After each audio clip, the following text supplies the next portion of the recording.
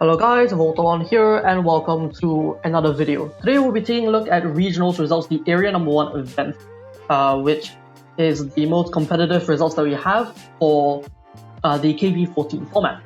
And it's going to be imperative to take a look at them so that we understand how the format should out and what it would potentially look like moving forward.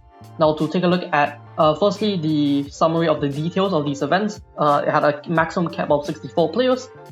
The tournament structure was single elimination, and there were 13 of these events over 2 weekends. There were some problems, however. We don't have all of the deck lists for top 4, but we have most of them, so we can take a look at those. And also the ban list got revealed, so some of this may be irrelevant by the time the video comes out, but most of the decks should still be unchanged given that only 2 decks realistically got hit by the ban list.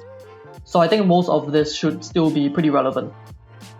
Now to go over the agenda of this video, we'll be taking a look at the topping deck lists from these events, as well as discussing the card and deck choices from the respective participants, and also we'll be looking at the statistics of the representation at these events, which we'll look at right now, starting with the top 4. As you can see here, there's a clear favorite with Wonder Fusion, making up 53.8% of the top 4s from the respective 13 events. 28 of these being Wonder is not surprising. Wonder was definitely the deck to beat moving into this format. It was already very strong in the KP13 format as well as the TV01 format as well. So it makes sense that Wonder would be this highly represented as well. It also got a very strong buff in KP14 with Legend Strike. While it is a good generic card for a lot of decks, it is also very good for Wonder because Wonder's main weakness is dealing with back row. And yes, they had Lurker, but if they miss your Cylinder or Universal Destruction, you might not be able to. They might not be able to kill you with 7 gears. But with Legend Strike, they now have a way of adding additional pieces of back removal to the deck without sacrificing other forms of utility. Legend Strike is just a very versatile card, and that's why it's really good. And Wonder takes great use of it, and also has good synergy with Legend Magician, because Legend Magician can help you set up your grave for your Wonder Fusion. This is one of the decks that got hit on the ban list, and it makes sense given this representation rate. But we'll talk about that on a later date. But for now, Wonder Fusion, still a very powerful deck, and I can clearly tell that it is the deck that people need to beat. And moving into the final list here, that hasn't really changed here. You can see that it has even converted fairly well. The percentage actually stayed the same, which is very funny. But we can still see here there are some decks that are clearly pretty competitive against Wonder Fusion still, despite Wonder being definitely the most popular and arguably, if not the best deck in the format. There's still some very powerful decks lurking underneath it, with like Gaia, which is a surprise hit from KP14. Most people wrote it off at the start of the format, but after testing, it is clear that it is still a pretty competent deck with some of its own unique aspects and niches compared to Wonder. And another deck that is also pretty strong is Reptile. Reptile didn't have a good showing at the start or at the first weekend, but in the second weekend it started to actually pick up wins, and it is now tied for the second most represented in the deck list of the finalists, which is pretty good. Though looking deeper into this, you can see some very peculiar finalist deck choices here. I know the pie chart does say Sea Serpent twice, but that's an error. It's supposed to be mid-range Sea Serpent and maximum Sea Serpent.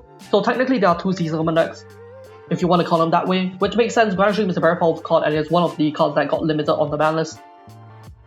And it also makes really good use of the new card Catch Our Choice. While it is still pretty good in a variety of decks just generically, Sea Serpent takes the most advantage of it, and it makes sense to see it being represented in finals as well.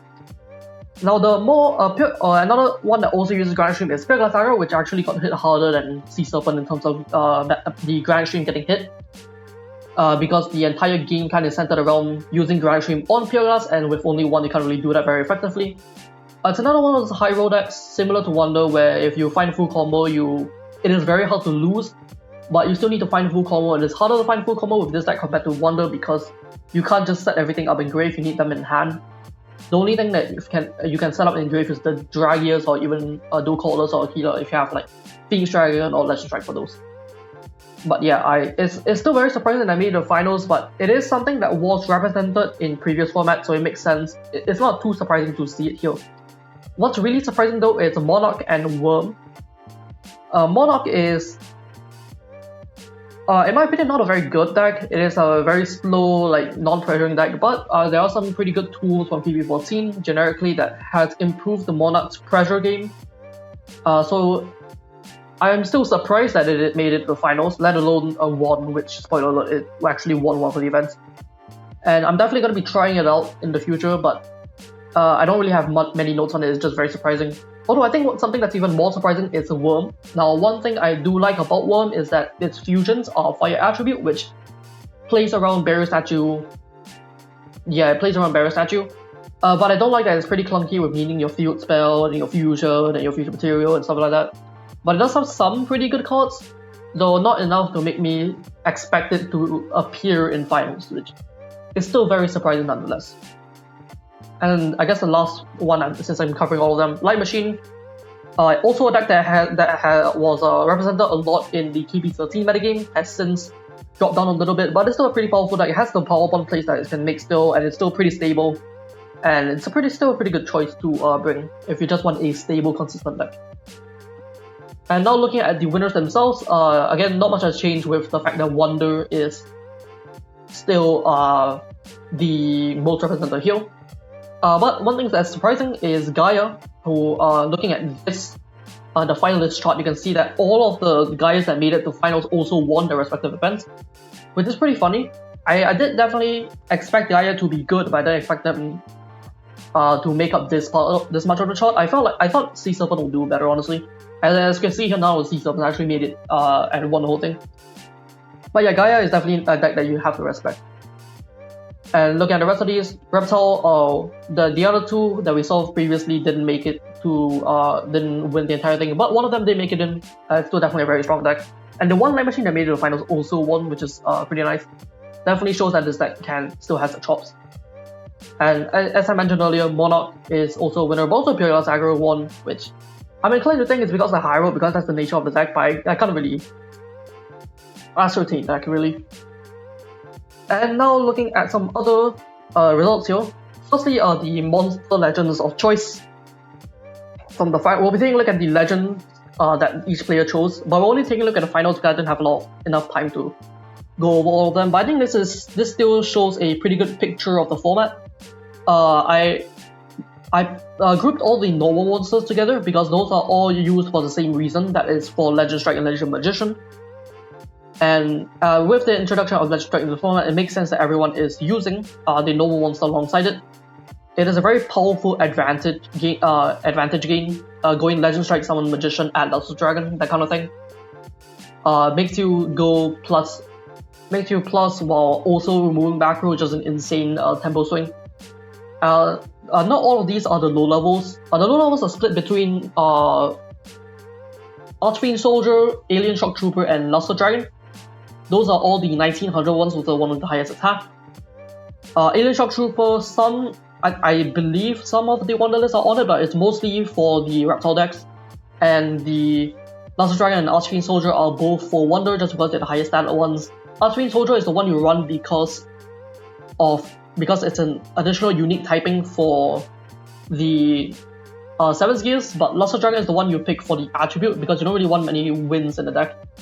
And also sometimes you don't have an additional Dragons Engrave, it's a unique type anyway, so I think Luster Dragon is still overall better, but I think it's pretty negligible which one you can pick. Vault Raider is also one of the ones that people chose, partly because it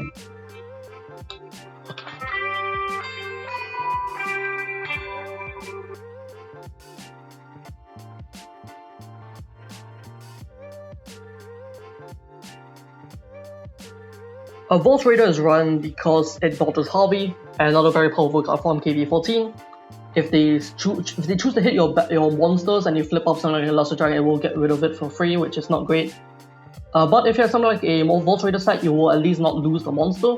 However, I don't think that it's important enough to actually warrant that loss in defense, because that loss in defense is actually pretty important if your opponent's playing like Aquila or just in general attacking with their low-level monsters.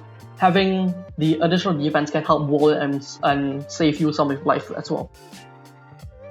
But that's not all of the normal monsters that's represented here. Some of them are running Dark Magician. Those are generally for the Gaia decks because some of them are running Monster Convocation, which can special summon Dark Magician. I don't think it's very good, but it is represented, so I still need to bring it up. And one of them is on the Cyber Attack Alligator, which is the most efficient beats that you can bring out.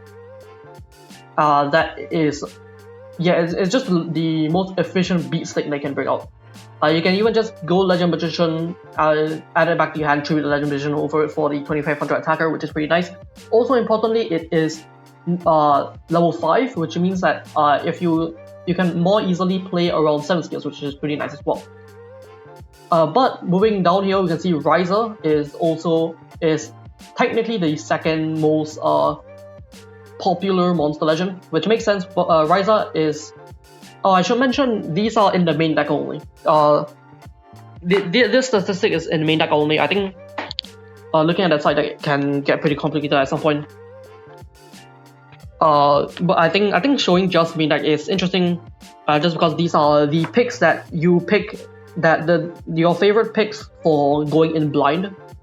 So it makes sense as to why you'd pick something like a normal monster for your Legend Strike, because it is always going to be good, because because that is dependent on your deck, because you're the one who put Legend Strike and Legend Magician in your deck, so you are always going to get value out of it, and you can also get value out of it by milling your Legend monster, whereas compared to something like a Riser, if you mill Riser, you're not going to get any value from that. So it definitely makes sense. It's a stable choice, but I think Riser is also very strong because of how versatile it is. If you hard draw it, you can get rid of Burial Statue, you can get rid of back row, get rid of monsters to get to affect the board even more.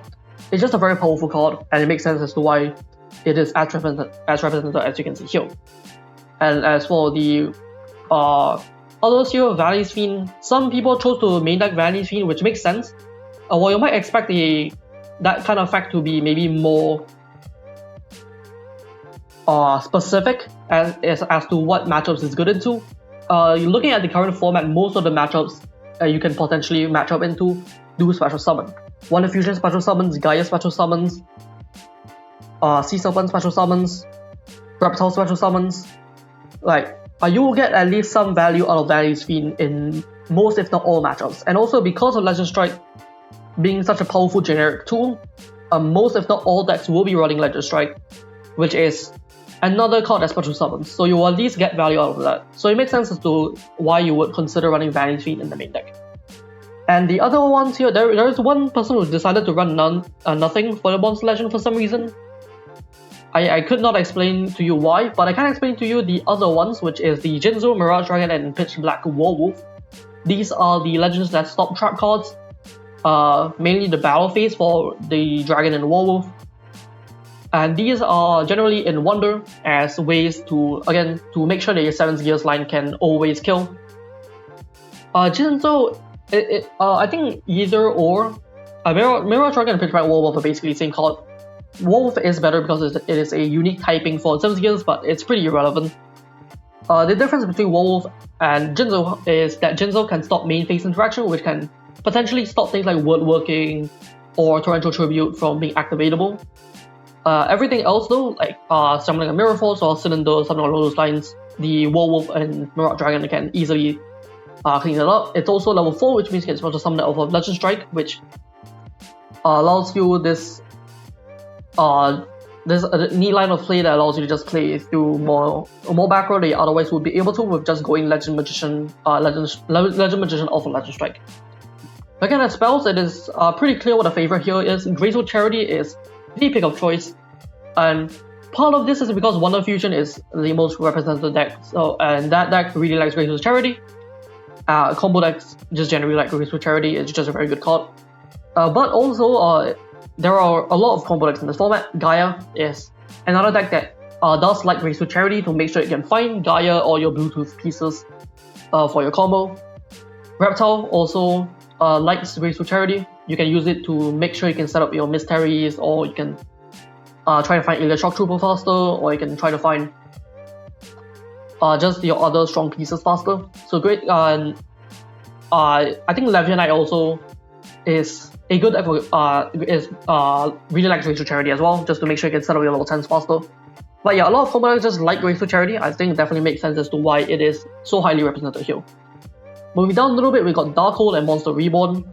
Darkhold is just like your high value board wipe card. It's gotten a bit worse because of Scat Thief in the format, but it is still a pretty high value card if you resolve it. It definitely makes sense to why it is represented as highly as it is here. Monster Reborn is honestly my favorite spell legend of the format because of how versatile it is. You can get back lurkers from your grave to make sure it can break the back row. You can steal your opponent's fusion material from the grave, which is also really funny, but also definitely very relevant play that you can make. Stealing your opponent's Seventh Sword Magician to prevent them from Wonder Fusion is a very powerful thing that you can do, and obviously it's very dependent on the board state, but it is still a very powerful line of play that you have to consider when you are playing Monster Reborn in your deck. These are just like very high value cards that you can be playing. And the other ones, Heavy Storm is just back removal. Some of the Wonderlist played this, again, makes sense. Similar to why you would play Jinzo or Werewolf in your deck, you just want to make sure you can play through the trap cards. And the other two are for their specific decks. Recurring Nightmare for the C7 Maximum deck and Powerbomb for the Light Machine deck. Not much to say there, those are just the archetypal legends of choice there. And for the traps is actually pretty even here. I think most people view Magic Cylinder as the boogeyman of the format, other than Wonder, I suppose.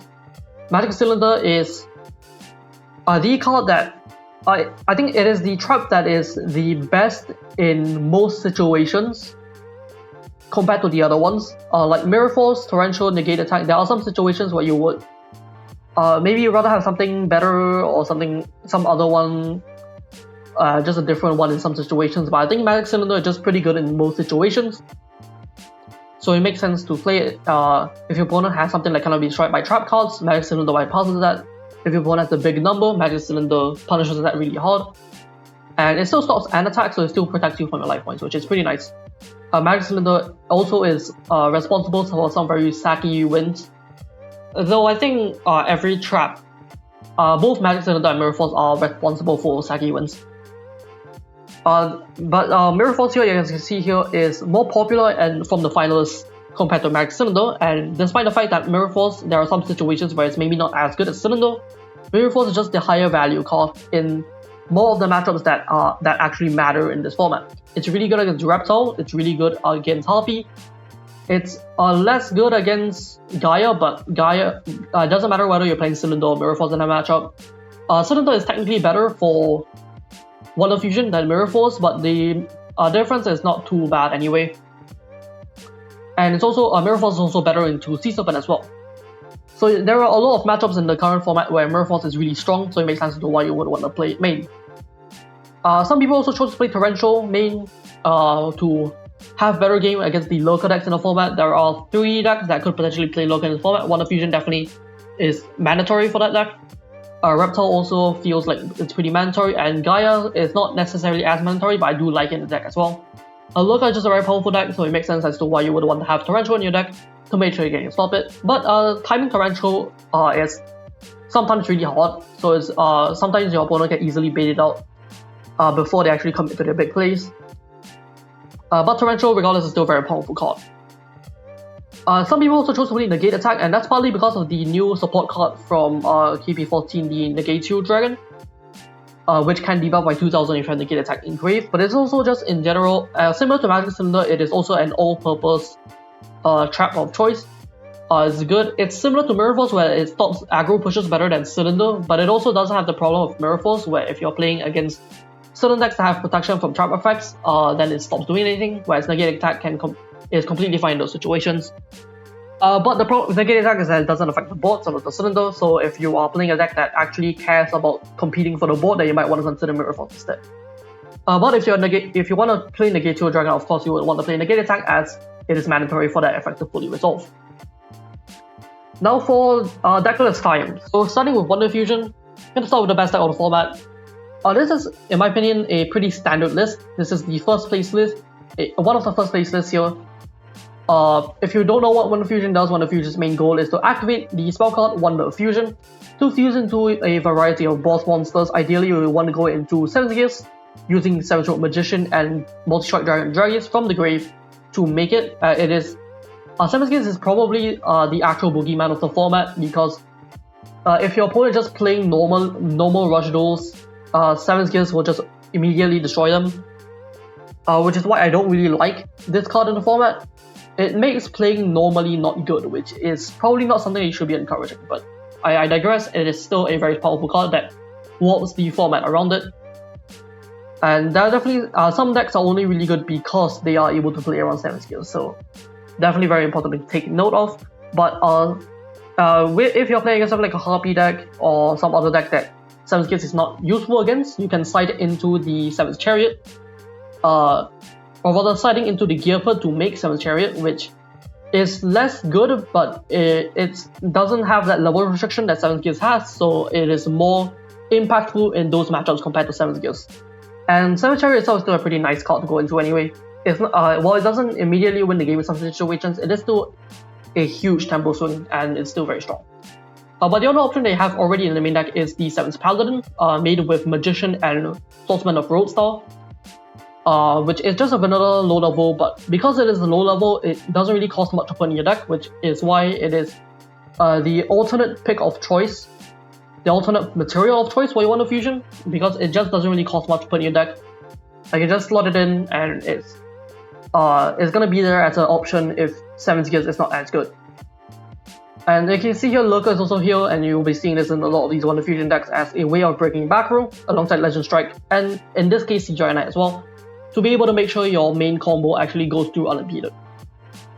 Now this deck, you can see here, this deck is also running Barrier Statue, the limited Barrier Statue. Every deck that is running Legend Strike, or not even, is likely going to be playing Barrier Statue, because Barrier Statue is just an insane card in this format. Similar to the thought of running Vanity Fiend main, a lot of decks special summon, so having the Barrier Statue basically is never going to be bad in this format. You will likely be playing against a deck that does care that Barrier Statue is on the board, so very important part of this format for sure. And that's why most Wonder Fusion lists do run a way of outing Barrier Statue. However, this one chooses not to, and instead it's running other attack cards like CGI Knight, like Jemaivu, like Aquila, and Harvey in this case, for more utility, and they're just gonna pray that Barrier Statue is not on the field, or they are confident that Barrier Statue being on the field is not gonna affect them too much. And the deck does have ways of playing the game without special summoning, but it's not very good. Like, normal summon Magician is very strong, and normal summon Dragons is okay, but it's not like game winning. So Barrier Statue definitely hurts the deck a lot, so it's surprising to see this deck not on something like a Deep Sea Hunter or a War 2 Zen to be able to play through it. Another very key part about Wonder Fusion is Grace Spear. While Paladin are very important, specifically with Paladin, while not dealing as much damage as 7th Gears, does still gain a bunch of attack, and coupled with Grace Spear or 2 can still win the game. And like, the difference between dealing 10 million damage and 1 million damage when the life points are 8,000, it's negligible, so as long as you can kill your opponent, it's fine, and Grace Spear helps you do that, even giving you that piercing if your opponent is trying to set 3 past you to stall for their own win con. But yeah, otherwise not much else that is interesting. I think Scat Thief is the last bit that is maybe interesting here. Scat Thief from KP13, very powerful against the Sea Trap. You'll see this in a lot of decks because of just how good it is. Now looking at the side deck, Vanities in the side deck makes sense. It's your stun card. Mirage Dragon for more of that trap bypassing.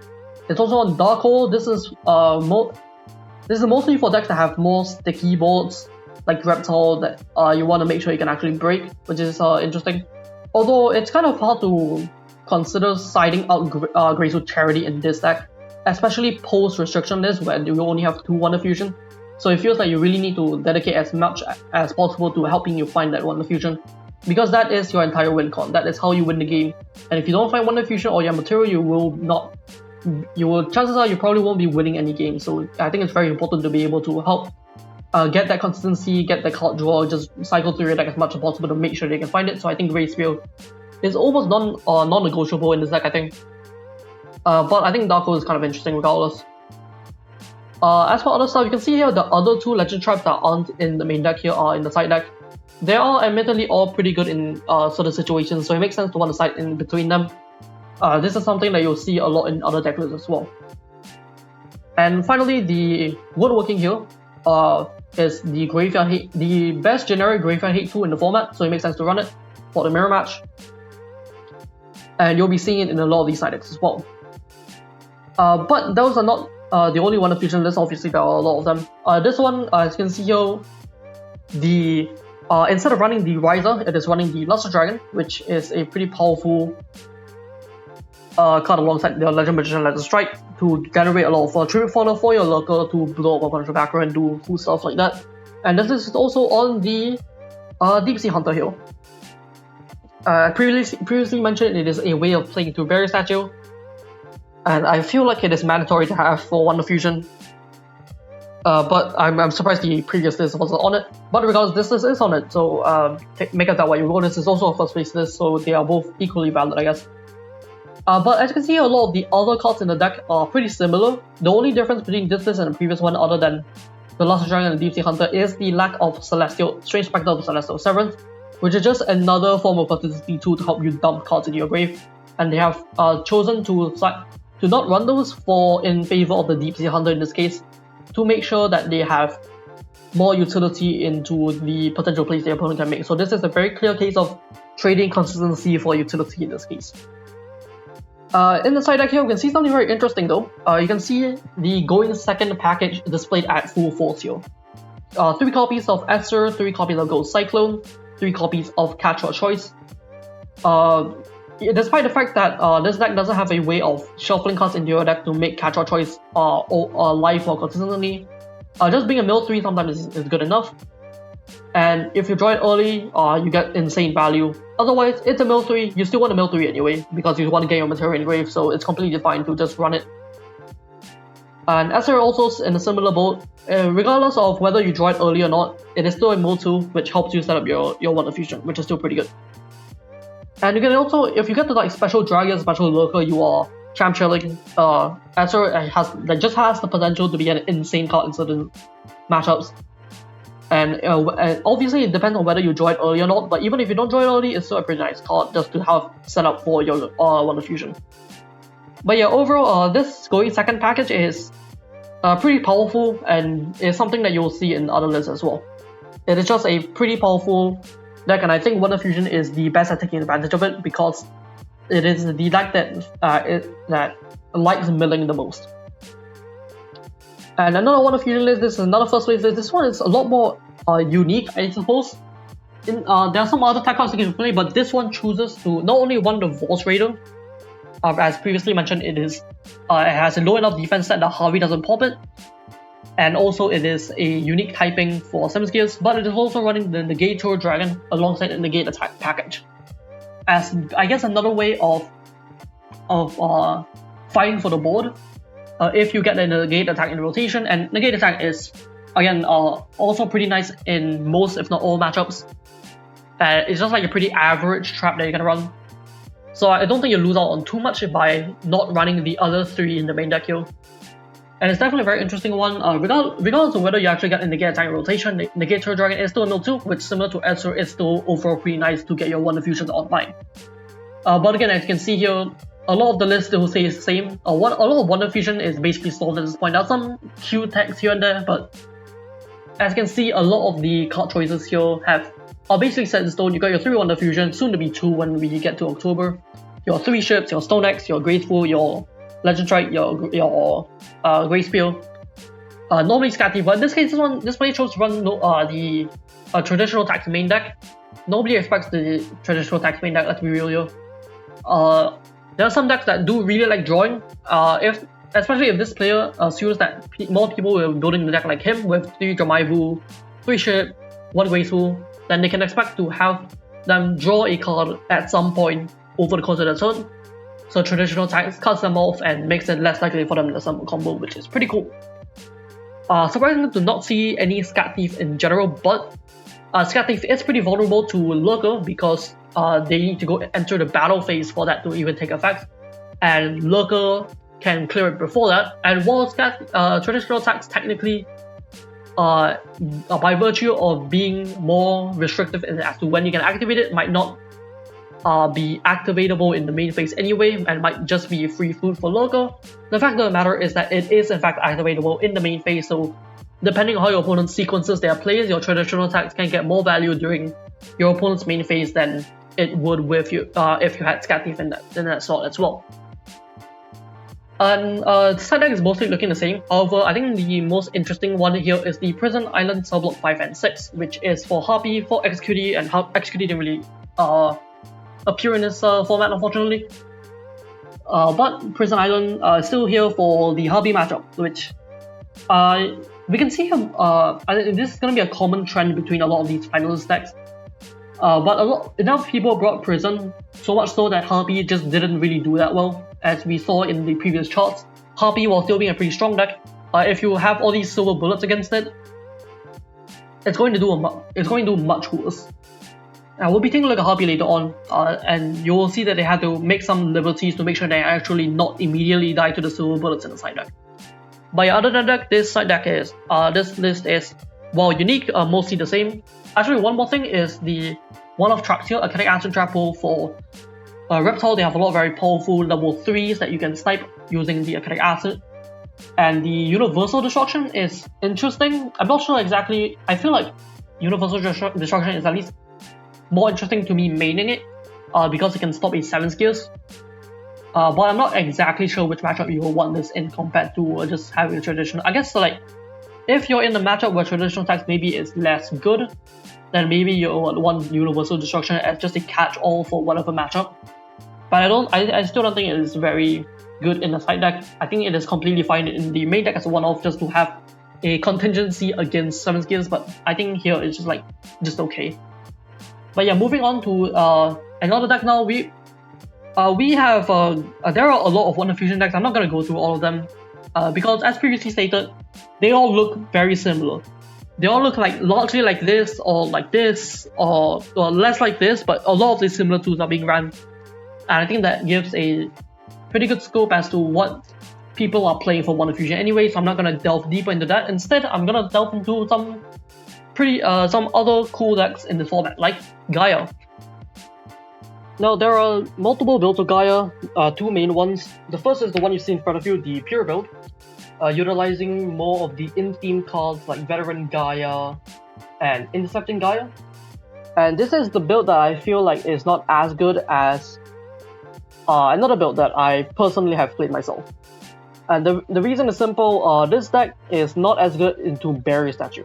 Now, Barrier Statue being a prevalent force in this metagame, both for Wonder and just for a large variety of decks, and also being infinitely more recurable with Legend Strike in the format, makes it very important to deal with. And this build of the deck does not have ways of outing it outside of just, I guess, swinging into it, which is not where you really want to be. Because once you are swinging into it, Barrier Statue has done its job. It has stalled the player for the turn, and it has given them enough time to do whatever they wanted to do with their turn. Which is why I think the other build, the Bluetooth build, is a lot better, but we'll talk about this build first. So I've already given the reasons why this is not as good, but why should you play it? There is still a reason to play it, and that is because of Intercepting Gaia. Intercepting Gaia is a pretty good trap, and what it requires you to do is to have a level 7 with 2100 defense on the board. This can include the vanilla Gaia or the fusions in either Dragon Champion or Battle Ruler, but it also includes the Veteran Gaia itself. Which means that playing Veteran Gaia gives you more ways to make your Intercepting Gaia live, either by having the Veteran itself on the board or using Veteran to fuse into one of your 2 targets as well. Now, why do you want to make it live? Well, that's because you want to use it to stop 7 Seers, and because 7 Seers is a very prevalent force in this metagame, you want to make sure that you have it out to it. People usually are playing things like Woodworking for it, or some other types of traps to either stop the attack or do some other thing. In this case, we are going to be flipping it face down to prevent it from attacking, which is, I think, a pretty interesting way of dealing with the situation, and is, in my opinion, the only real reason why you should play the Pure build of the Gaia build.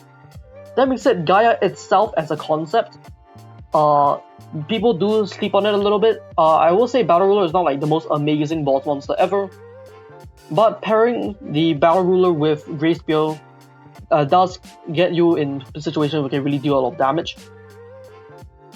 But I personally don't find Veteran Gaia a worthwhile card to use. Although I haven't really experimented much with this build in general, I've mostly been playing the Bluetooth build. So maybe I'll be proven wrong if I'll test it more, but for now, I think that this is just the inferior build just because it doesn't really do as well into Barrier Statue, which is to me a bigger issue than having an out to 7 skills, because there are ways to do that regardless. Now to quickly go into the look deeper into the card choices here.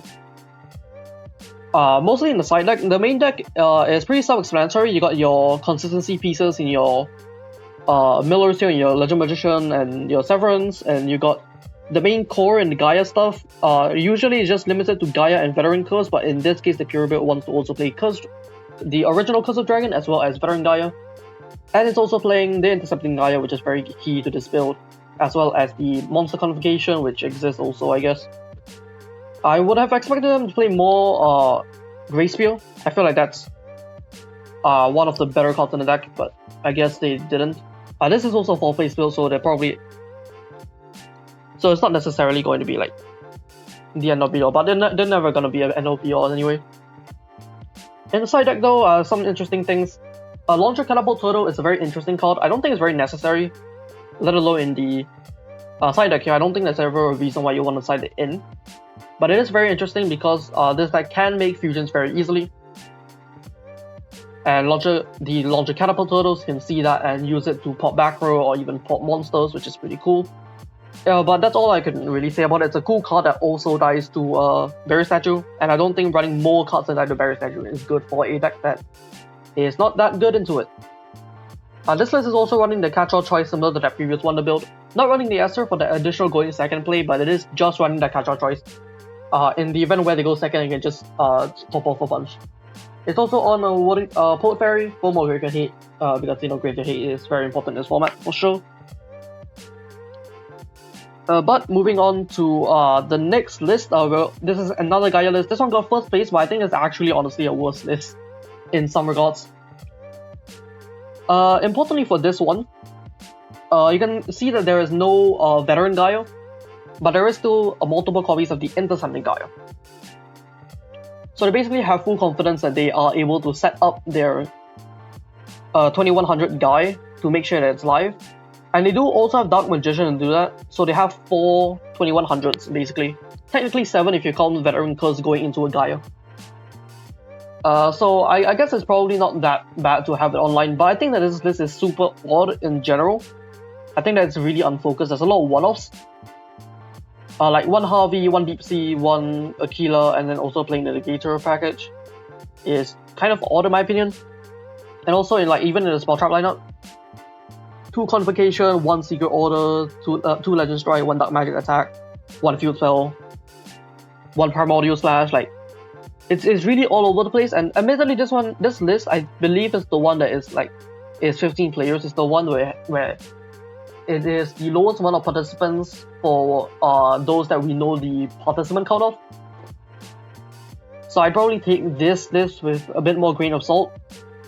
But I think it's still interesting to look at. It basically has a similar strength as the previous one, except it does have less tribute, so it probably is less bricky. But I personally don't trust this list because this is a list that also has the same problem as the previous one, where a Barrier Statue just hoses you, which is not good.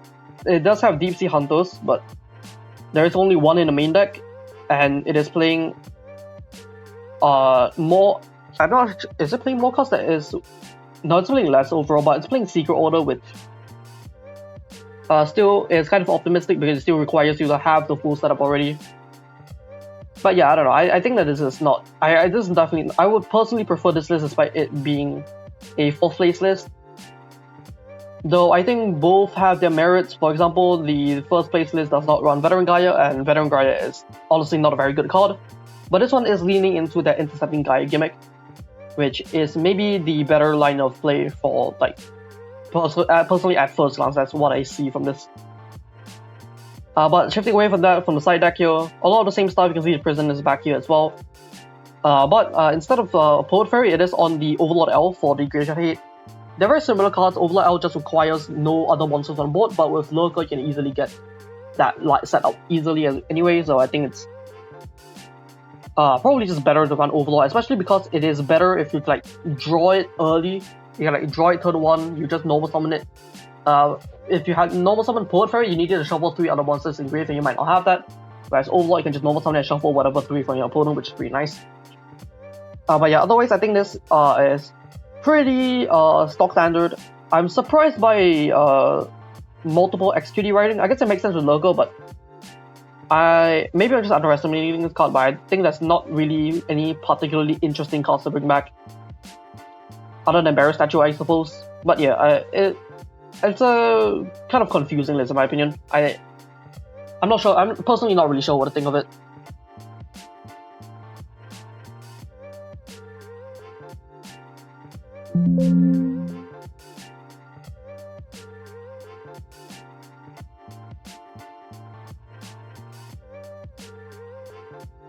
Now we're gonna talk about the build that I actually think is the better variant of Gaia, and that is Bluetooth Gaia. Now previously we mentioned about how Barrier Statue is very important to deal with, and the previous pure builds lacked that ability to do so consistently. However, this build with Bluetooth is the opposite. Bluetooth is a pretty good card alongside Lightwave, however, it also has a pretty powerful effect to remove Barrier Statue from the field. And that is going to be very important when your main strategy involves special summoning. That is why I think that this is the build that should be the best build for Gaia, and on top of being firstly it has that Bluetooth, but Bluetooth is a generic card, and as long as you can fit that 4 to 6 card pack, in this case 4 card package, but usually 6 to 9 including Phoenix Dragon, as long as you can fit it in, any deck can have the strengths that Bluetooth offers to your strategy. However, a lot of decks in this format don't really have that space. If you take a look at Wonder, they need to fit in Magician, Dragius, Lurker, and that's already all their 2 trivial slots. Reptile needs Reptile monsters, Sea Serpent needs Sea Serpent monsters, and only Gaia is the only deck available that is both good and also has the space necessary to actually fit in the Bluetooth package. Now even in this particular build, this first base build, it's also trying to cram it in. You can see it's also trying to fit in Lurker as well, and has a lot of stuff it wants to fit in. So only gets access to 2 Bluetooth and 2 Lightwave, but there are some builds that cut the Lurker entirely to run just 3 Bluetooth, 3 Lightwave to have maximum access to that powerful tool as possible. And I personally have tried my build that I've played and won with and even won a 33 player tournament in a different server. I played a build with Lurker as well, and Lurker is a very powerful card, but you can definitely get away without Lurker as with one of the builds that we'll show on later on. But for now, we'll talk about this build. So other than the usual stuff, the Bluetooth, the Gaia package, there's also the Jemaibu here, which makes sense, especially alongside Lurker. Phoenix Dragon can add back both the Bluetooth and the Veteran Curse, which I'm surprised was missing from some of these. Like, it's a pretty obvious synergy. I guess there's only really technically one target in all of these, and I guess Curse of Dragon, the vanilla, is target also, but you don't really want to add that. But yeah, it's definitely Phoenix Dragon is definitely even better in this build because you get to both add back the Bluetooth for your Bluetooth lights, or also add back the Veteran Curse to actually complete your main game plan, which makes this card very strong in the deck. As for tech cards that are maybe a bit more interesting here, the Poet Fairy, Graveyard Hate, we've mentioned this card before. Monster Qualification as a one-off is interesting just as a 4th consistency spell that isn't the Graceful Charity, which can potentially get back your Gaia, which I don't think matters too much, but it is a Gaia. It still cycles card, which can matter definitely. But yeah, it's also running the working main deck, which is definitely a choice to make when you are in the Wonder Fusion format. Definitely a meta call. You wouldn't be playing this if Wonder Fusion weren't the best deck, definitely. As for the side deck here, I don't think much else is interesting here. It is playing the backbeat for model type strategies and Seal Away for maximum strategies, but it's also playing more on-summon interaction in the form of, well, firstly a Torrential, but it's in every side deck, but it's also on Acanic Acid and Dragonline Pit Trap. Just to have that on-summon interaction during the main phase to do stuff. Notably, this list is not on the Intercepting Gaia, which makes sense because it's only the Gaias themselves as well as the Veteran Curse that leads into the Gaia to be able to make it live. So you don't really want to be risking the viability of your trap based on whether you can find a 3-off in your deck or not. And sometimes you just might not be able to find that 3-off, and you might not be able to. You might have some dead cards in rotation, so it makes sense to stray away from those and play cards that you are more likely to be able to make sure it's live during the gameplay. But yeah, let's take a look at the next list. This is the 4th phase list. Now, this list I had to make an EdoPro and make a screenshot of that because the original list was a bit unclear as to what was in the deck. So instead we have this this screenshot for my own EdoPro here. And as you can see here, that this one is not on a local, but is instead trying to supplement that with 3 copies of Sea Dragonite and 3 copies of All-Seeing Harvey. To have equivalent control of the back row, which is also something that is very powerful for this deck. Having the back row removal baked into your boss monster is pretty nice. It means that you don't necessarily need to draw additional forms of back row removal in order to play it through your opponent's back row, which is pretty nice. And definitely a change of pace for some other decks where they need to draw specific pieces, otherwise they will just fall prey to random cylinders in the back row or something. But yeah, this is also a pretty solid list. This one chooses to play more pure, not more pure, or rather more focused into the Bluetooth stuff. You can see it is maxed out on the Bluetooth, it's maxed out on the Light Wave, to be able to get there and assemble the combo as consistently as possible, but it is also on that Intercepting Gaia. It is still feasible to make it live. Definitely a bit risky in case you don't draw Gaia, but if you don't draw Gaia or you don't find Gaia, I think you're losing anyway, so I think it makes sense that to make this decision to play anyway, because if you don't find it, you're gonna lose anyway. But I feel like you can also choose to make the decision that you can bolster the deck strength in situations where they don't find it in order to give you more time to actually find it. So there's definitely that trade-off there that you have to consider, but I think either or is a pretty sound decision, especially where Intercepting Gaia is a pretty formidable option against 7th, so I think that's pretty nice as well. Notably, this list is on the Going Second package with the Esper and the Catch-All Choice as well. My personal build is on the Catch-All Choice main, and it's a very powerful card. It makes sense to not main it, because it's certainly better going second, but I think it's completely fine to main it. I think it is a very powerful card regardless. But I digress. I think overall the side deck is pretty normal, with the exception of maybe the Universal Destruction as just another way to out 7th Gears, I think. I don't think that's really the correct... I think what they're going to do into the Wonder matchup is they're going to side out the Scathieves and go Intercepting Gaia, Universal Destruction, Woodworking. Although I might be wrong on that, I'm not really too sure exactly here. But I don't think that you'd side out the Intercepting Gaia for Universal Destruction at any point in time, because those are good into the same matchups. So that'd be basically a wasted slot. But yeah, I think this list is also really solid. I would need to play Gaia a bit more to really go through which of these builds are better. Personally, it's this because this is the one that I've played more, but I think this is also pretty valid. But yeah, this is definitely a deck that you shouldn't sleep on. It is a very strong deck. Very deceptively powerful. The Grey Spear plus Battle Ruler is a very good burst damage option. While it's definitely not as explosive as Standard Wonder, it still has some very powerful burst plays that allows it to deal a lot of damage in a single turn, and I think that is that alongside its specific niches that set it apart from Wonder is what makes this a pretty formidable pick in this format, in my opinion.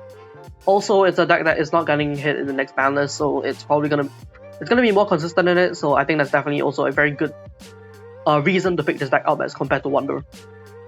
Moving on to another deck though, this time we got Reptile. Now Reptile didn't really do very well in the first weekend, but in the second weekend it snapped up 3 seats in finals, which is pretty cool, and this is one of them. This is the second place list.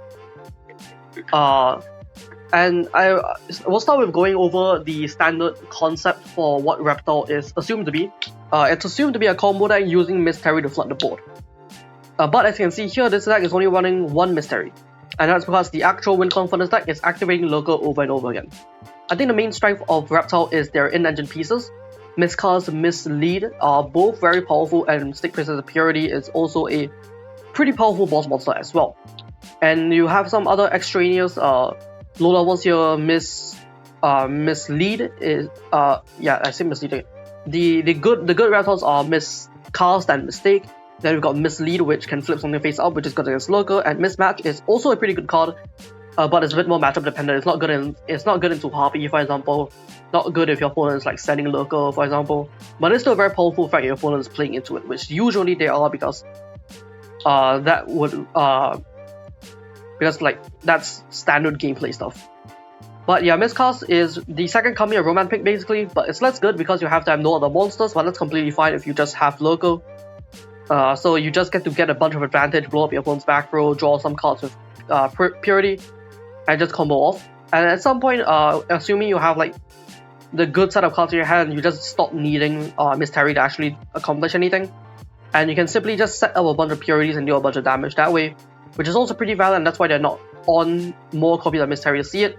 You just have it as a one-off in case you just mill it and you end up in a situation where you actually need it, you can just go for it and start with that board. And Miss Terry is still a pretty good card if you actually get to set it up, but it is still a pretty big investment, and sometimes you're just unable to actually go into it, and some people are actually building a deck in a way that counters Miss Terry specifically, so you might want to... That's possible other reasons why you would not want to have to focus too hard on Miss Terry. Now to go over the more specific cards here, this one is also another list on Poet Fairy, which is more Graveyard Hate. Yeah, that's pretty good. This one also chooses to run Alien Shock Trooper as a Legend Normal because it's a reptile. The question should be why they're playing the Legend Normal in the first place, and that is because it generates card advantage. It's pretty good. This list is also running one Nana. I haven't seen a lot of reptile lists run Nana, but it makes sense. It lets you recover your locals, or well, I guess it's bot deck stem, but you can shuffle with Poet Fairy to get it back in rotation anyway. And it also lets you draw more cards. It empties your board so that your miscast is live again. And it's just an overall pretty nice card, and then you just churn through your deck, which is exactly what this deck wants to do, so it makes sense for sure. This list is also on 2 Execute Writing, which is kind of interesting. It definitely has synergy with Lurker because Lurker will be clearing the board, so they have the board space for Execute Writing. And it's definitely good into more aggro strategies that want to actually fight for the board. Having the Execute Writing both protect your Lurker and prevent them from dealing damage to you is pretty good. And that's also what the Secret Fall 33 here is for. Just another very good card. Very strong battle trap in this format. And that is exclusive to Reptile, so you get to play it. Now, I think the actual best reptile trap here is actually in the side deck. In this one, it is the Warning Skill Force Prince, and what it does is that it prevents 7 skills from attacking. Well, specifically, it prevents 3,000 attack monsters from attacking, or rather 3,000 attack or more monsters from attacking, which is pretty good, especially if you're trying to counter 7 skills. And you can just fire it when they normal summon local, which means that they can't just immediately go into Wonder and obliterate you. They have to hold it in hand or set it if they want to. They probably shouldn't be sending it because you're playing local, but I digress. Just a very good card in this format. It also allows you to put back some of your reptiles in case you build too many of them as well. But as an additional precaution, it is also on that 3-word working to make sure it has as many outs to the Wonder Fusion deck as possible. And one other thing that's interesting about this list is that it is on the Chat Sentiments, which is good into Sea Serpent, which is kind of cool, I guess. I have definitely seen this see some experimentation. I'm not sure exactly how good it is, I haven't played it much myself, but it is definitely a very interesting side deck card for sure.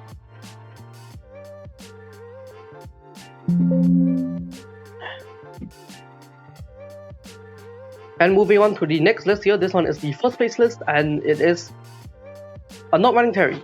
We did mention that Terry is a pretty high investment card, so it makes sense to cut it, but I'm surprised that they're not even playing the one copy in case you mill into it, because if you do get your full combo with like Miscast milling your entire deck, you will find a Miss Terry eventually.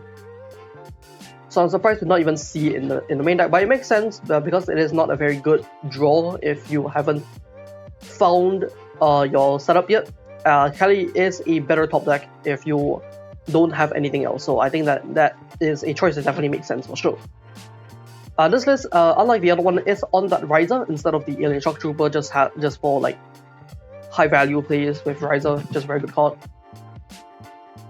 Also, funnily enough, it is able to stack itself on the top of the deck if you really need to activate Miss cards again, which I don't think really comes up, but it is really funny, if nothing else. As for other differences between this list and the other one, not on any mismatch, which makes sense because there's only 3 level 7s in the deck and sometimes you just don't have any rotation. It is on Sea Giant Knight for shuffling instead of the Port Fairy, so you exchange that Graveyard Hate for just back row checking, which makes sense. It is on multiple Claudion instead of the one Claudion from the previous one. You can definitely afford to play one Claudion because you can just get it back with Legend Strike. But running 2 to make sure you can at least find 1 over the course of the game makes sense.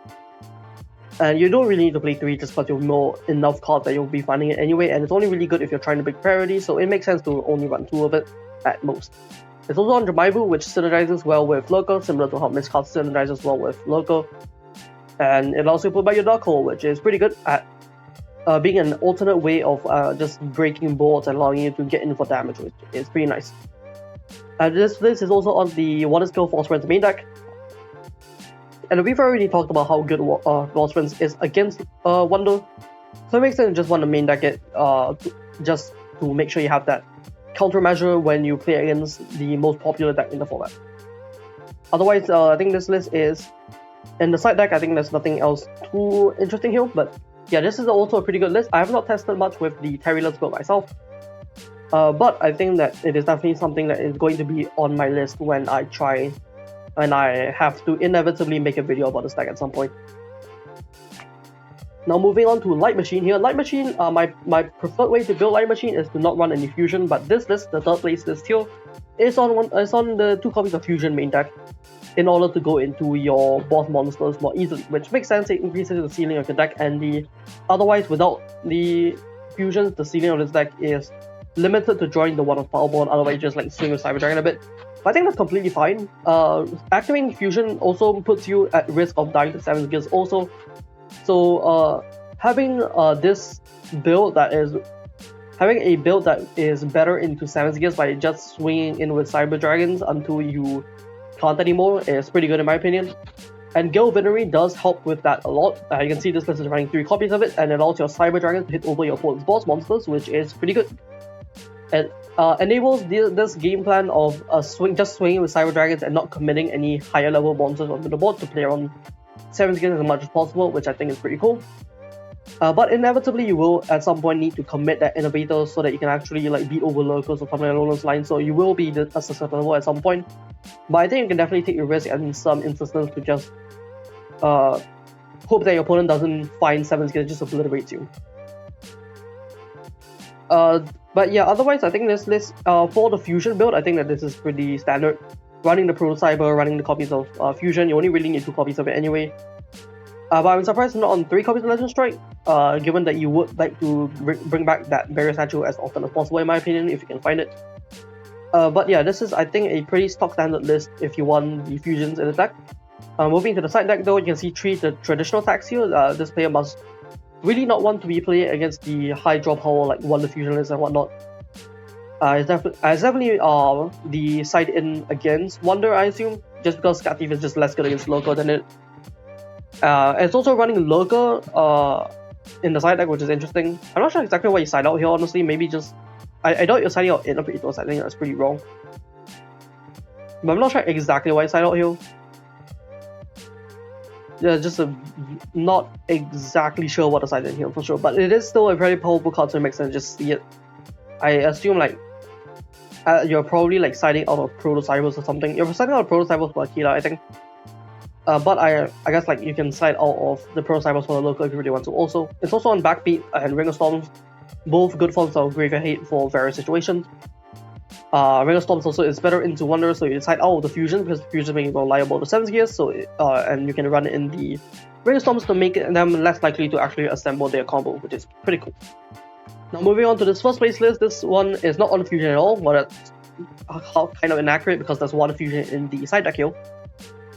And this list is, I think I prefer this list just because it looks cleaner. There's no Protocyber, there's less bad cards and just only running the gas, only running good cards. Also running Vanity Fiend main, which is arguable, but it is pretty good admittedly. And it's also on the Harvey, which is good into Lurker, so it means that you don't need to normal summon Innovator to play through it, which is pretty good.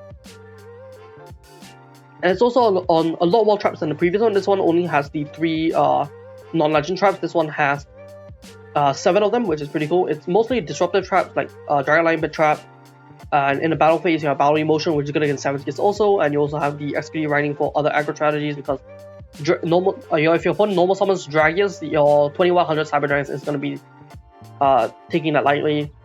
They're going to be immediately ran over, so XP writing to bring back something like an Innovator or something, or Bear Statue is pretty good.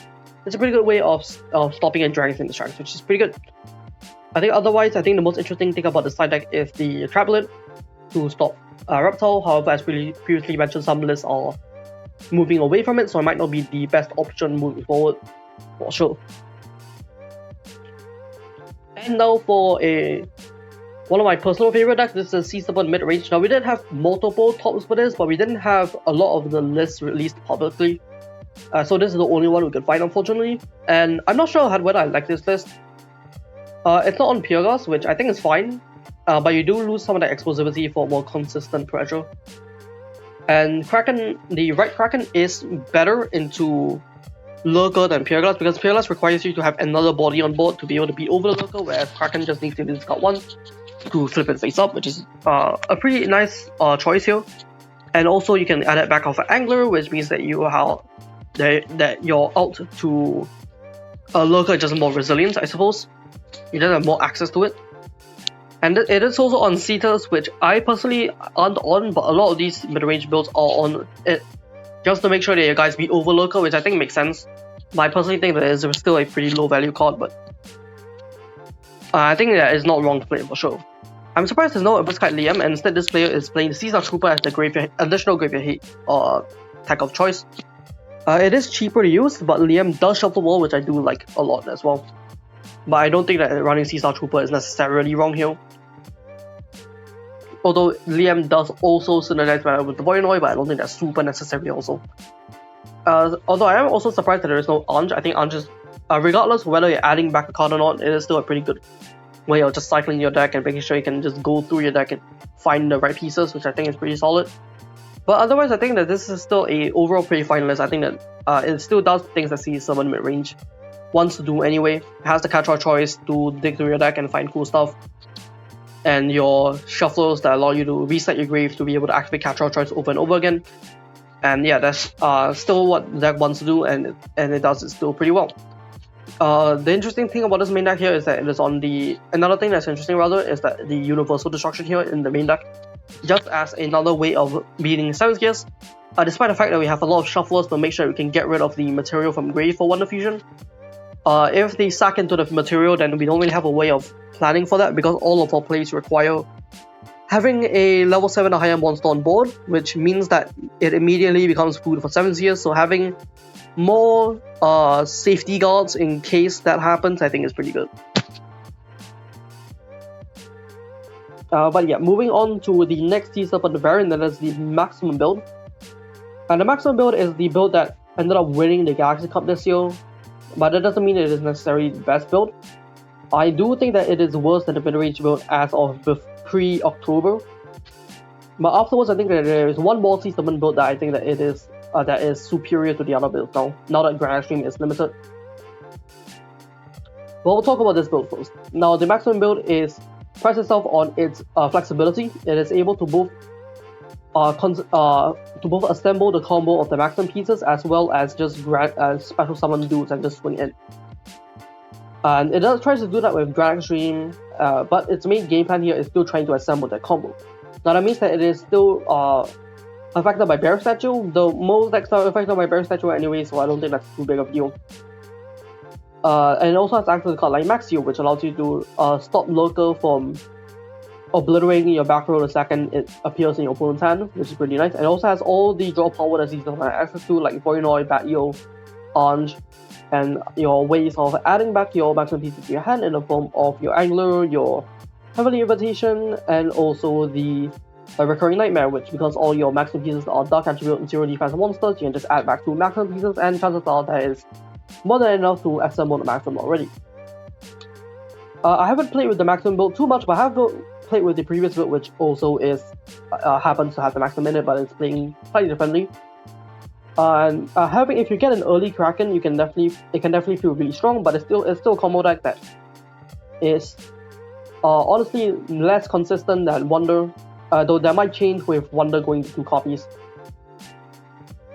But I think that it's kind of a moot point because I think that the other build is just a better version of this build, but we'll continue talking about this one for now. This build specifically does take a lot of inspiration, it appears, from the winning deck list from Galactic Cup, with that Poseidra, although this time it's only running 1 Poseidra, it's running the Maxio, it's running the woodworking main deck, and a lot of the same spots as well. And that woodworking main deck, also I'm realizing this first place I think should be second place. I think I should have changed that, but I completely forgot to. Yeah, this is second place, this is not first place, but yeah, woodworking main deck is still pretty good. And as for the side deck here, I think the most funny one here is the Advanced Impact. Why is that an Umi? I just realized, why is that an Umi here?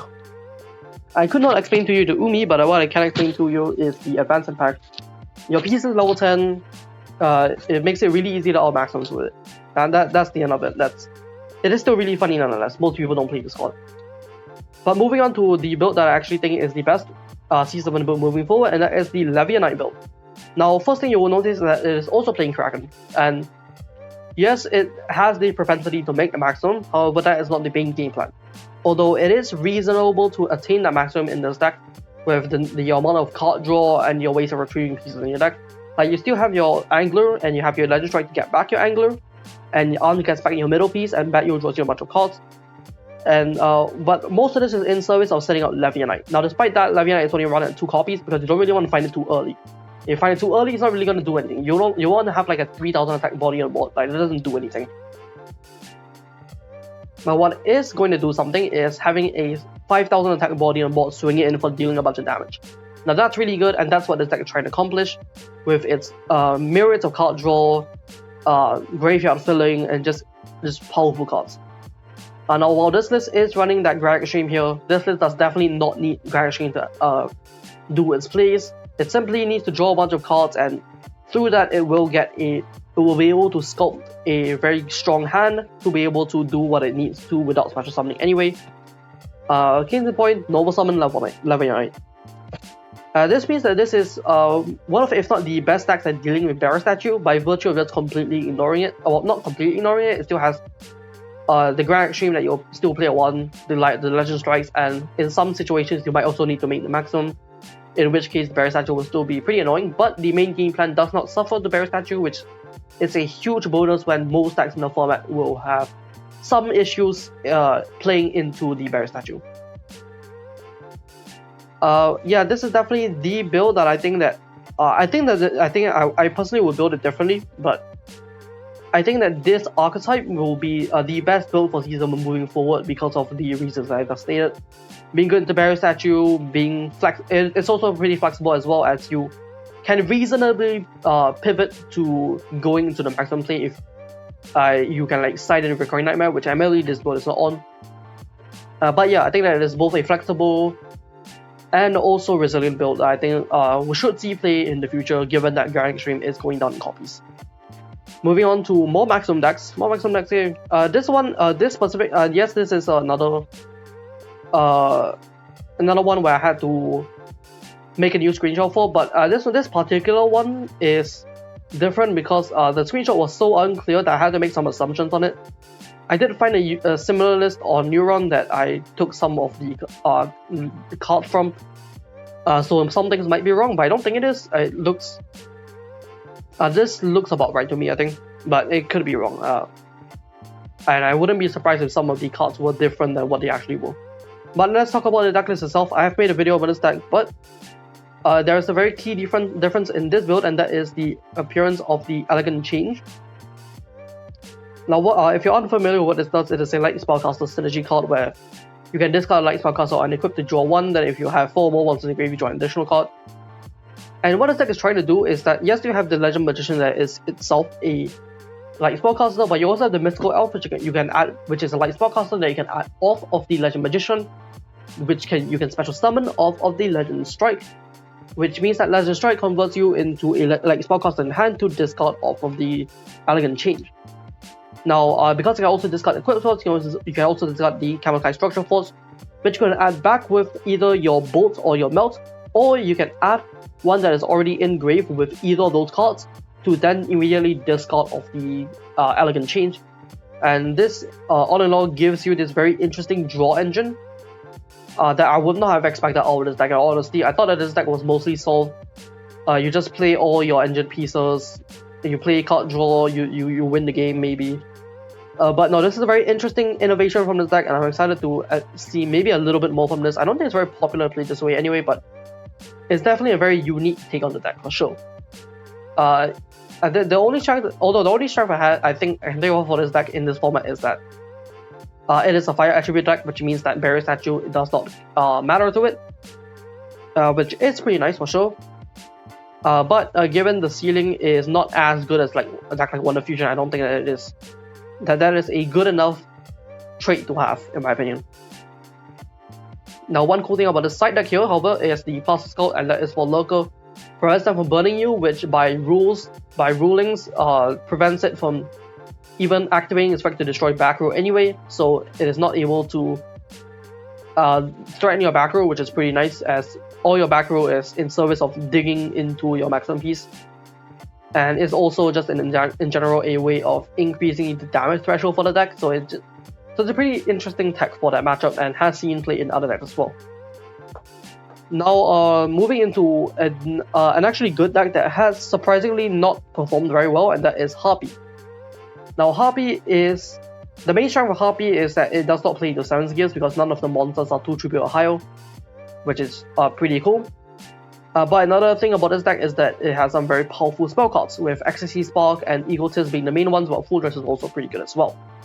And now this specific list I had to take from top 8, but the reason I'm taking this one is because this is a pretty stock standard list that is what you would expect off of Harpy. Running the Winged Beast monsters, running Ryza, running Trick Pigeon to even add it back, running the Regina, running the Vanilla Harpy Lady. Like, this is like a Harpy list that is what you would think of when you start building Harpy, I think. Not necessarily the best build, but I think that it is a pretty noble build. What I think is very important to show here is the side deck here. Now, the side deck is very peculiar. Firstly, Startled Goblin, this is for Prison Island. And Prison Island is very important for this deck to out, so much so that some lists are playing Legend Strike to have more back row removal to remove that Prison Island so that they can actually tribute summon their monsters. Startled Goblin is just another answer to it to be able to special summon your monsters onto the field to bypass that tribute summon, which is pretty nice. Another thing here that's interesting is the Lampress. Lampress is the Mirror Match Breaker. It allows you to steal cards that you with the same type as the type you discarded, which means that you can, if you're playing in a Mirror Match, you can just you can steal any Winged Beast that your opponent puts out, which but you know, in the Mirror Match there'll be plenty of those. This is best in decks that are mono type, so that when you are in the Mirror Match, you can more consistently actually get value of it, and that is exactly what Harpy likes. In fact, I have seen a list of Reptile that's also ordered. That second place list of the Reptile player, or that second place Reptile list that we saw earlier, afterwards, that player posted a new list with Lampress in it. And I think that it is definitely very important to have it there as well, because I think moving forward, well, Reptile didn't really have that much popularity at the start. I think it will start getting more and more popular as time goes on, because it is in fact an actually pretty scary deck. I'm not sure exactly why the card devastation is here. I assume it's just for just to have like synergy with Egotist, like you're discarding your cards and Egotist gets you back them, but it doesn't sound particularly good. But I don't know. Maybe it's like for anti-maximum. That doesn't sound very good. What is very interesting, however, is Guildford, and that is also presumably another card that is here for Egotist plays. You can tribute someone. You can tribute 3, wipe the board, and tribute over it with Harpy Lady, and then Egotist, and then kill your opponent. it's basically like a second Dark Hole in that regard, I suppose. But yeah, this is a pretty average deck list that you'll see from Harpy, honestly.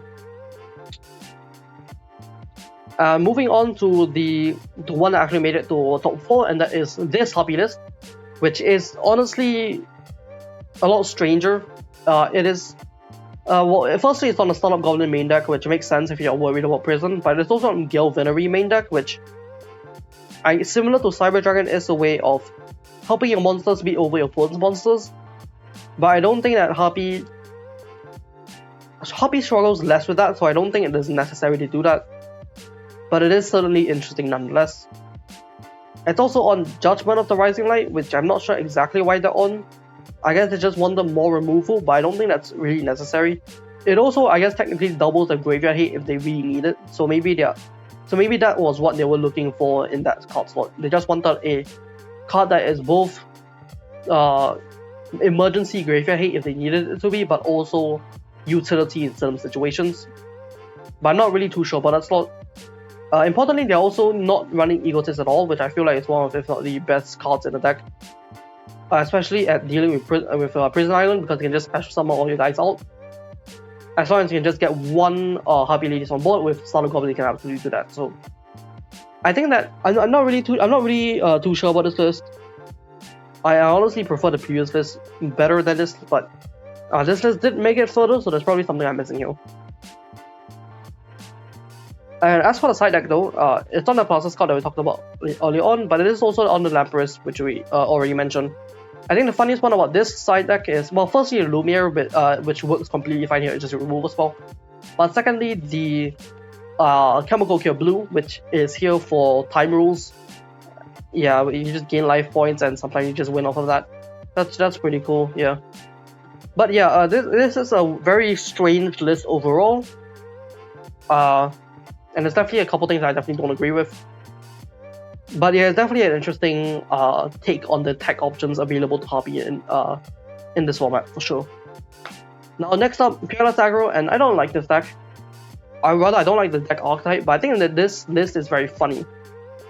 Although I think that there are definitely some faults in this. For example, there are a lot of strange one-offs. There's one Dragius, one Lumiere, one Cutlass, one Revival that was not as weird admittedly, but it's also one Phoenix Dragon, one Deep Sea, one Chip, which is just overall pretty strange. But I think the standard idea of going automatic accident avoidance, automatic accident prevention, I think it's called, and just setting up like multiple Pure Glasses and Lurkers and daring your opponent to draw Harpy, which is, I think, kind of cool. I have made a deck on a video on a similar build on this deck, but just not the same build. The defining feature here is that it is also on that Slot Machine PT7 that have Gale Venery as another way of buffing your multi-attackers to be able to get value out of them. But I feel like you will want to run more multi-attackers to take advantage of that, honestly. Though admittedly, Dryad is not the card you want to summon off of the automatic accident prevention trap. So it makes sense to run more of the defenders that actually get value out of being placed face down. Also, another thing that's interesting about this list is that it does just slide into Wonder. If you can't beat them, join them, I suppose. And this is kind of funny because the similar thing happened in the KP13 format where Wonder Fusion players sided into Peerless Aggro, which I don't think was particularly good. I think people just got blindsided by that in retrospect. But it's basically just happening again, but in reverse this time with this list. And I feel like that it's not really clear whether that's actually good, but I would say Wonder Fusion is probably just the better deck. So I think siding into it theoretically improves your chances of winning, which is cool, I guess. Not much else to say about this deck other than I think having this many one-offs doesn't seem very good. And now for another deck that sides into Wonder because it's they can't beat them, I suppose, and that is Zombie.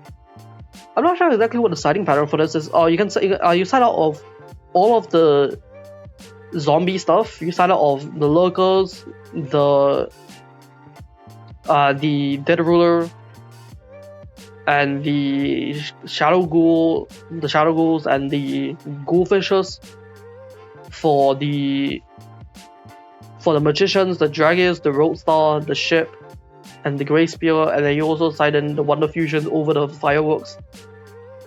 But we're not gonna talk about that because that means we're just talking about wonder again. Let's talk about the zombie stuff now. The key defining feature of zombie is that their beatsticks are level 5 monsters, which, similar to Harpy, means that you aren't at risk of dying to 7 skills, which is definitely pretty cool. But at the end of the day, it is still another one of those combo decks that wants to fill up the grave as fast as possible and activate their power spell.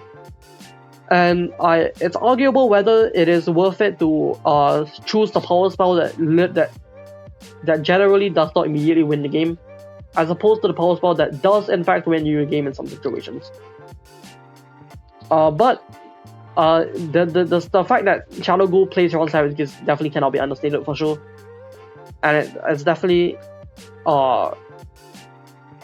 still a very interesting deck to play. This list also specifically also playing the Malevolent Seller package, which I'm not sure whether it's correct. It has the potential for some very high value plays if your opponent plays into it. Like if they have like Barrier Statue on board, you can like pop it, which unlocks your fireworks as well. But it requires your opponent to play into it, and sometimes your opponent is playing like Lurker and just setting everything face down, or your opponent only has like level 10 monsters on board. Then Seller is going to be useless, and it's also in fact useless if you just don't have the Malcat rotation, and you do need to send it into grave to actually meet that. And it does have a couple ways of trying to get there. It has the Severance, it has the start. It's a Celestial starts to get back to Severance, which also tries to find the Malcat. It has the Picotron to mill. It has Legend Magician, which tries to find Femtron, which is an attempt to set up the Peacock, which tries to mill to find it. But yeah, it's just a very inconsistent package, and it's just a very risky package to have to play. But it is definitely a very interesting package, and nonetheless, it definitely has some very high highs, but probably some fairly low lows, honestly. But yeah, it's interesting. I'm just not sure whether it is overall better than Wonder. However, Wonder is going to hit on the ban list, so this is probably going to be more consistent, which as it should be, admittedly. You would want the spell that is that isn't necessarily going to immediately win the game to be more consistent than a spell that can theoretically win the game just by activating it, which so that's pretty nice, I suppose. But moving on to another local deck, this is Leo Local, and another deck that I also did cover on the channel already. But this is a deck that is a list that is playing some different cards here. It is on, instead of the Legend Magician package, it is on the Rhythmical Performer to fill up your opponent's grave to have cards to trouble back with the Progress Spotter. And it is also on the Negate Attack package with the Negate Hero Dragon as a way of beating cards in battle, which might matter sometimes if you don't have enough time to complete the full combo. And Negate Attack itself is also pretty good into most matchups, just in general, just stopping the entire battle phase basically.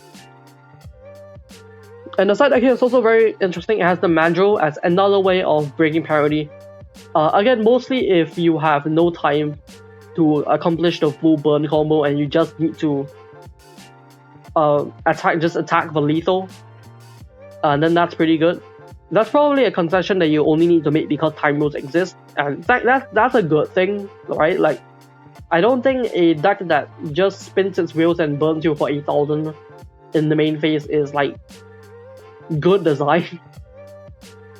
So at least the time rules tries to incentivize them to actually enter the battle phase, but at the end of the day, the game plan is still the same, right? Like, you're still trying to do a bunch of damage in a single time, just trying to OTK them, which I like playing the deck, but it's definitely not a very fun deck to play against. But whatever the case, it is here for now, depending on how long they let Lurker stay in the format. But outside of that, other stuff that's interesting in the side deck here, Advanced Impact makes it here, which it's not as easy for this one to actually set it up as consistently as the others, as the maximum build that we talked about earlier. But theoretically, if you discard 2 level 5s or you discard a level 3 and a level 7, you can take away the maximum, which is pretty cool. But I'm not sure exactly what you decided over here, maybe a digger or something. And otherwise, I think there's some very interesting trap choices here in the side deck here. I assume this is for Reptile, but it is on Imp-Tainting Crisis and Violet Prison, I believe it's called. The Imp-Tainting Crisis is good against the Mystery line because they'll definitely have multiple level 7s on board. And the Violet Prison is good against Mystery also because it prevents them from special summoning their monsters from the grave, which is pretty interesting. And I remember hyping up Violet Prison when it was reviewed, but unfortunately it didn't really do anything. And it's nice to see someone at least bring it to top 3 here, which is pretty cool. Now for some more outlandish decks here that is very surprising. This is Monarch and it got first place at the event. And that is very surprising. I wrote Monarch off as a slow, grindy deck that was too slow for the metagame, but this person ended up getting to the top with it, which is pretty cool. Some stuff that is interesting from the new set that helps this deck. Gale Venery allows it to gain attack and actually beat over the things. That was the main problem with Monarch that I had in the past, where its ways of pressuring your opponent was super inconsistent. Because if your opponent just had a 2500 body on board, they just had to like... Even if your opponent chased a bunch of Monarchs, if you just have enough bodies on board, you can just stack everything else to the Monarchs and your opponent just passes the turn and just beat over it. Whereas with Gale Venery, they can absolutely beat over it now, which is pretty nice. And also coincidentally has 1000 defense for the Vassal to shuffle back, which is pretty cool as well.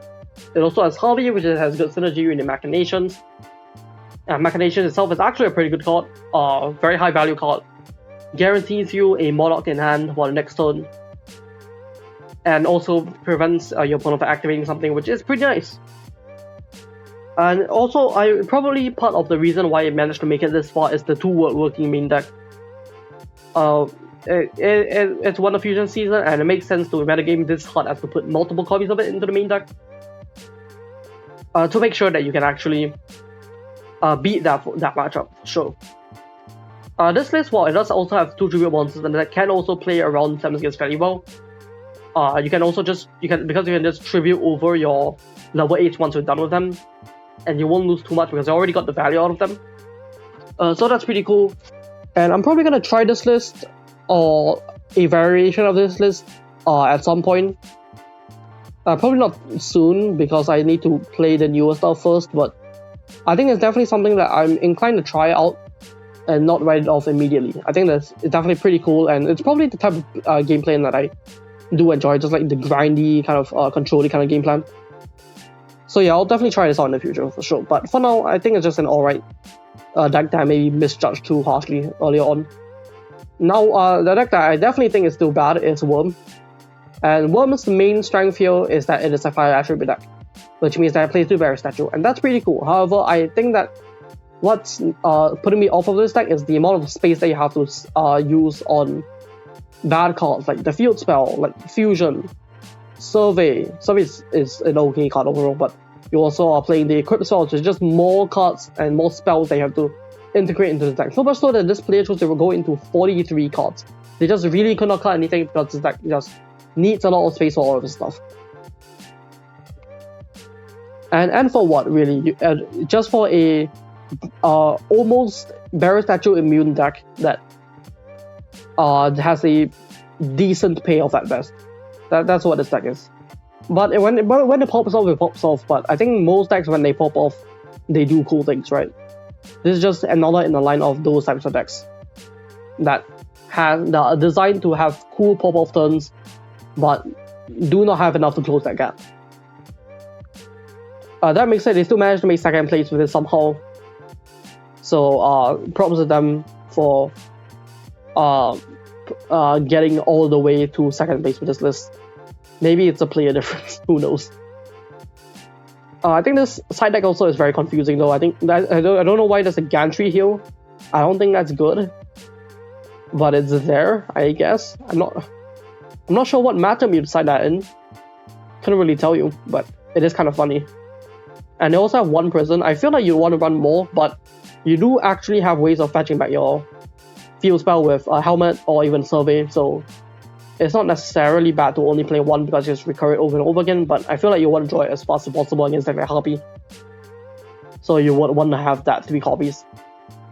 Although I will say for Worm, the actual best card in that is Dragline. That card is really strong. Gets you your 8s, which can either go into Blast mode to wipe the board, or you can go into Build Dragon to get you more material. And also adds back the Star Priestess of Salvation, which can also get you an additional plus. So yeah, draw 1 Dragline can really get you a lot of advantage single turn, which is pretty cool. And that's really the only good card in the deck, honestly. To me anyway, but maybe I'll be proven wrong in the coming weeks or months or whatever. And that'll be all for the unique deck list that I found interesting from the Area Number 1 events. There are definitely a lot of other Wonder lists that I did not cover, among other things, so I would highly suggest, if you are curious about those, to check out the spreadsheet in the description below, where I store data for the KP14 format, and also the Google Drive that has not only that same set of data, but also data for both previous formats, starting from, I believe, Versus Pack Maximum Force, and leading up to the upcoming formats as well. And as always, thank you for watching. If you enjoyed this long form content, let me know in the comments below. Like the video, do cool stuff, share. That's cool, right? Do cool YouTube stuff that is nice for algorithmic purposes. Again, thank you for watching, and I will see you in the next one.